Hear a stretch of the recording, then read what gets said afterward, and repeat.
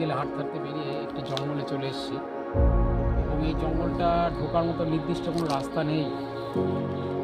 আমরা ঝোপঝাড় পেরিয়ে তার মধ্যে দিয়ে খুব সাবধানে আমাদের এগিয়ে যেতে হচ্ছে। আপনারা ভিডিওটা দেখলেই বুঝতে পারবেন এবং প্রচুর কাটা গাছ।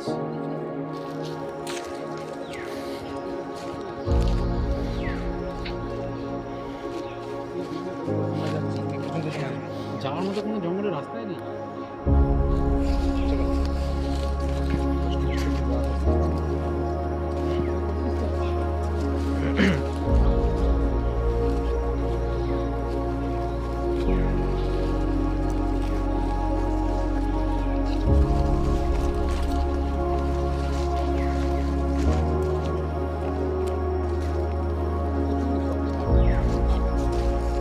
যেতে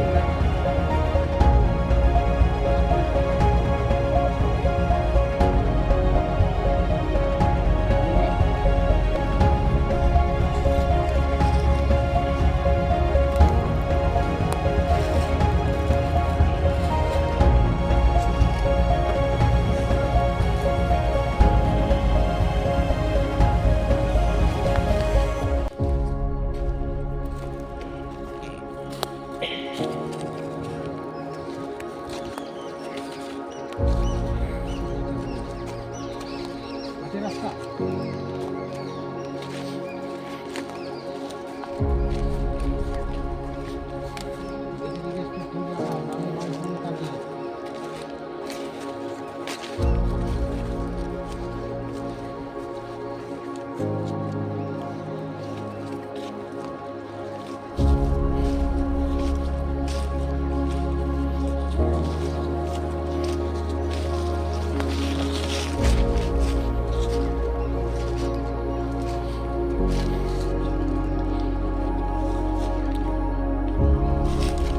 আমরা এমন একটা জায়গায় চলে এসেছি, কোনো রাস্তাই নেই। গভীর জঙ্গল, যাওয়ার মতো কোনো রাস্তাই নেই। ঠিক আছে, একটা অবলম্বন হিসেবে হাতে একটা লাঠি টানি।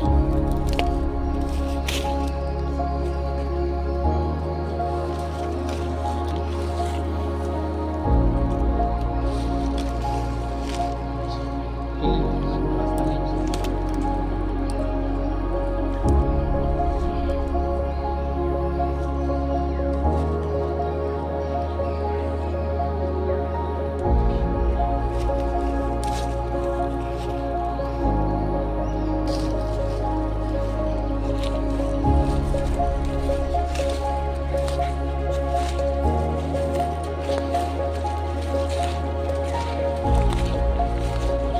ভাই রয়েছে আমাদের।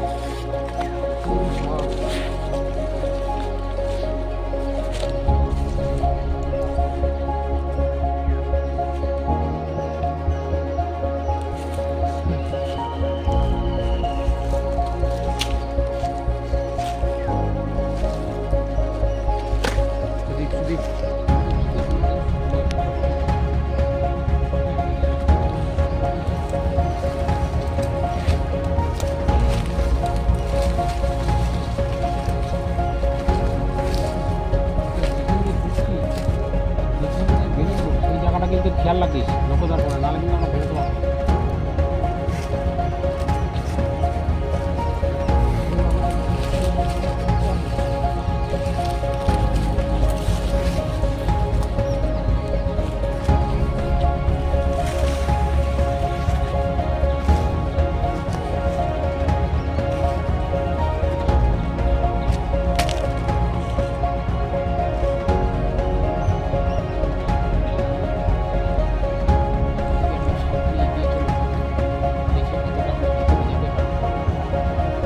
তেল গড়িয়ে প্রায় সন্ধ্যা হবো এরকম একটা সন্ধ্যের সময় আমরা দাঁড়িয়ে আছি। পাখিদের এখন ঘরে ফেরার সময়, তারা আপন হয়ে যে যার অবস্থান থেকে এগিয়ে যাচ্ছে। রাস্তা পায়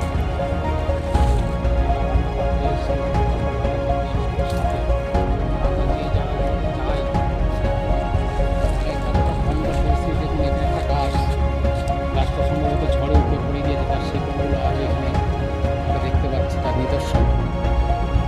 এবং এর মধ্যে সাপ থাকা কথা, তবু আমরা চেষ্টা করব, যেহেতু আমরা প্রকৃতির মধ্যে থাকি বা প্রকৃতির মধ্যে থাকতে ভালোবাসি, চেষ্টা করবো আর সামনের দিকে যদি কোনো রাস্তা পাই গিয়ে যতটা পারি আপনাদের দেখানো। এবং হাতে এই যে দেখছেন, এটা একটা গাছের ডাল অবলম্বন হিসাবে নিয়েছি, কেননা যে জঙ্গলগুলো বা যে কাটা গাছগুলো আছে একটু সরিয়ে আমাদের চলতে সুবিধা হচ্ছে। এই দেখুন একটা ইয়ের ঢিপি বা পিঁপড়ের ঢিপি, ছোটোবেলা থেকে শুনে এসছি এর মধ্যে নাকি সাপ থাকে, জানি না সত্যি কি মিথ্যে। কত সুন্দর একটি দেখুন।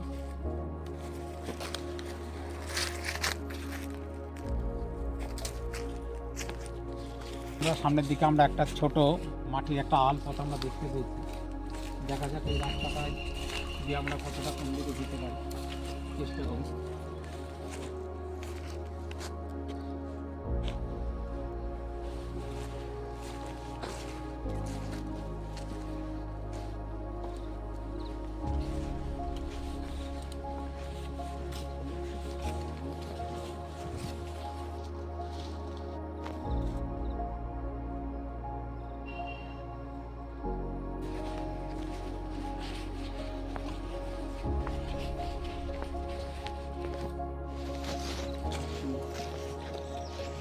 রাস্তা আমরা একটা পেয়েছি, এই রাস্তা দিয়ে আমরা সামনের দিকে এগিয়ে যাব।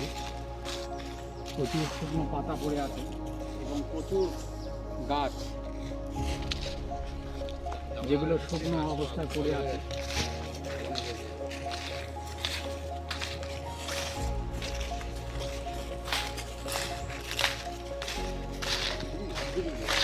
কত সুন্দর প্রকৃতির দৃশ্য, আপনারা নিজে চোখে না দেখলে বিশ্বাস করতে পারবেন না। সারিবদ্ধভাবে কত গাছ, নিচে শুকনো পাতা বিছে আছে, মানে সত্যি অসম্ভব এক সুন্দর প্রকৃতি। দেখুন পাখিরা সব তাদের নিজে নিজে বাসায় ফিরে যাচ্ছে। প্রচুর পাখির কলরব আমরা শুনতে পাচ্ছি।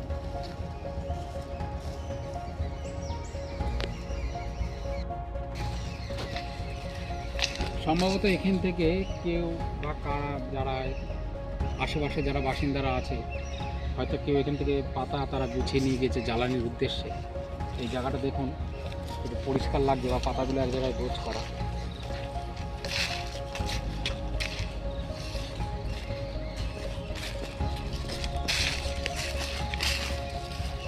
হাঁটতে বিশ্রাম নেওয়ার একটা সুন্দর একটা জায়গা। গাছটাকে এখান থেকে কেটে নিয়ে গিয়েছে। চলুন দেখা যাচ্ছে।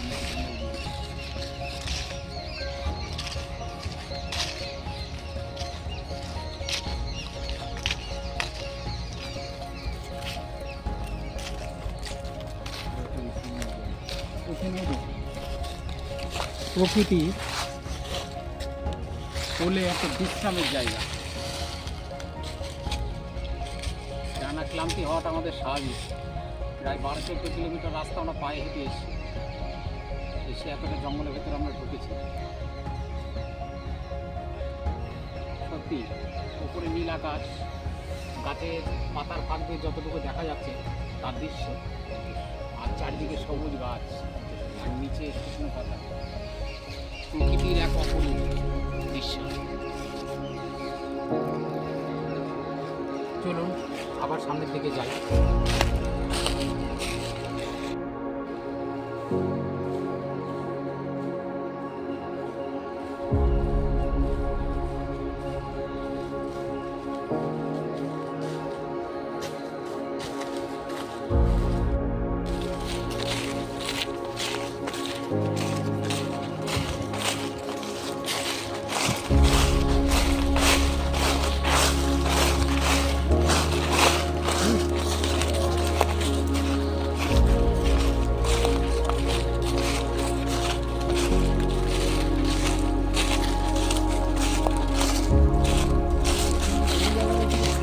জমিতে ওই জায়গায় চলো তো যাই।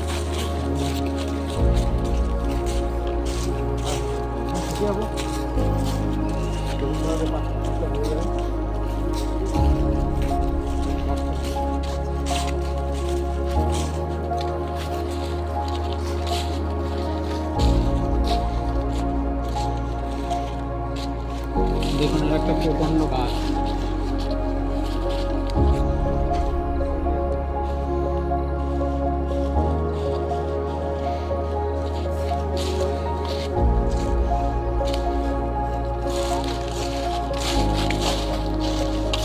হয়তো কোনো প্রাকৃতিক বিপর্যয় নিচে পড়ে গিয়েছে।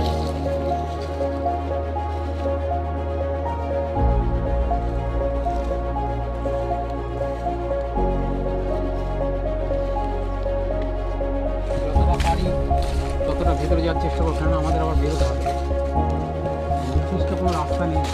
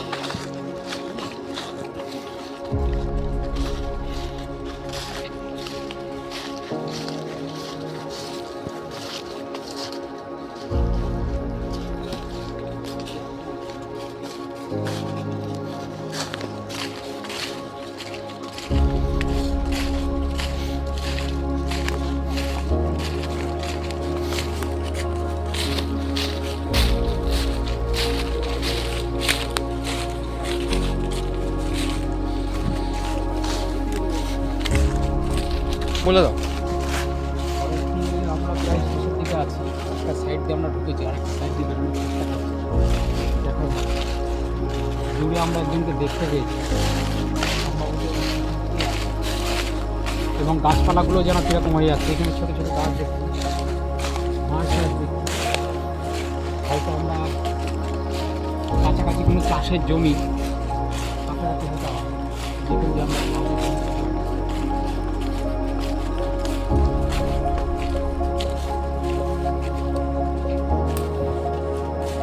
আমরা একটা রাস্তা পেয়েছি।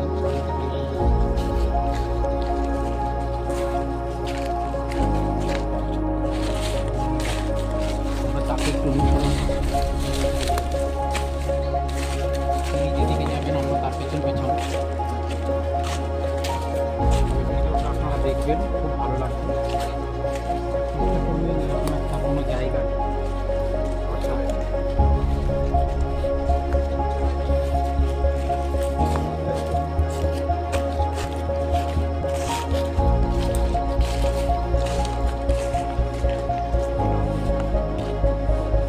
পেয়েছি, যাই হোক দাদা আমাদের বলে দিন।